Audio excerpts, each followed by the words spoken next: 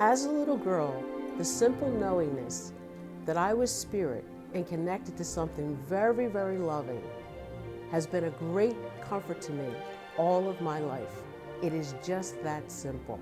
My name is Bernadette L. Laster, and I'm a speaker, writer, and intuitive healer. My passion and purpose is to help you to remember who you truly are, a magnificent spark of the divine. We all have the power to use divine love to heal ourselves and others through our everyday interactions. We are either propelled by love or fear. It's just that simple. Let me show you how you can profoundly change your life when you're an open channel for love and grace. I recently had an opportunity to go on a cruise to Australia. I am a chronic overpacker, so on this trip, I made a conscious decision to only pack what I needed. The divine supported me in that plan, however, just not how I thought. When I arrived in Sydney, I was tired and exhausted, and all I wanted was my bag. However, all I wanted didn't happen.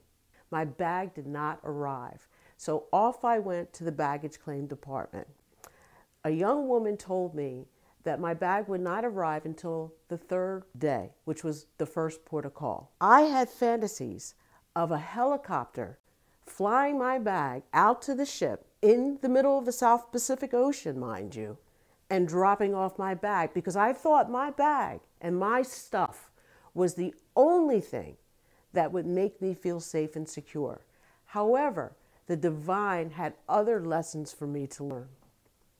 When I boarded the ship, I had to go to the front office to let them know about my situation with the bag. When I got there, a young man greeted me. He said, "Miss Laster, we need your baggage claim ticket." So I went to my stateroom and returned. When I returned, the line had gotten even longer. So now I'm learning the virtue of patience. When I got to the front desk, a woman greeted me. She said, "Miss Laster, we need your flight itinerary." So now off to my stateroom again I went. When I returned again, the line had even gotten longer. At this point, I'm thinking, I want to cut. I thought because I had been there before, it would be acceptable to do that. But however, this little voice within my head said, be patient, be patient. So when I finally got to my turn, another young woman asked me, she said, "Miss Laster, we need your stuff that you had filled out at the airport." And at this point, my neck started to hurt, my shoulders tightened, and if I would have uttered a sound at that moment, I knew it would not have been good. So I said to her, I said, "Look, I've been here 2 previous times, and now you're telling me that I need to go down and get something else?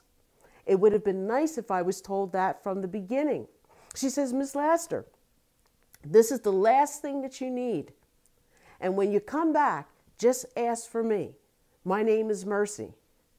I look, and she says, "My name is Mercy, and I will help you." I said, "I'm asking for mercy. Please help me." We busted out laughing so hard that my stomach hurt. You see, in all my interactions, I had a choice. I could either choose love or fear. At this moment, the divine was offering me the gift of grace, and that gift was mercy. Every time after I would deal with the front office, I would go in the back of the ship, and for just a half an hour, I would allow myself to be angry, frustrated, and just pissed off.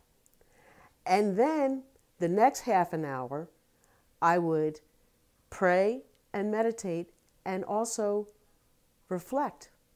And then after that hour, I would let it go, because I choose to live in love and not in fear. Throughout this trip, there were so many people who have said to me, "Bernadette, if you need clothing, just ask.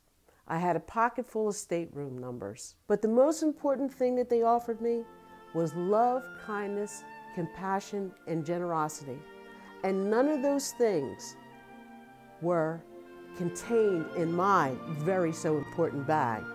Now, I ask you to think back on a recent challenge that you may have had.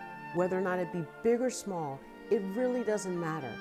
All I ask is that you remember who you truly are, a magnificent spark of the divine, and that the divine is here to serve your highest good.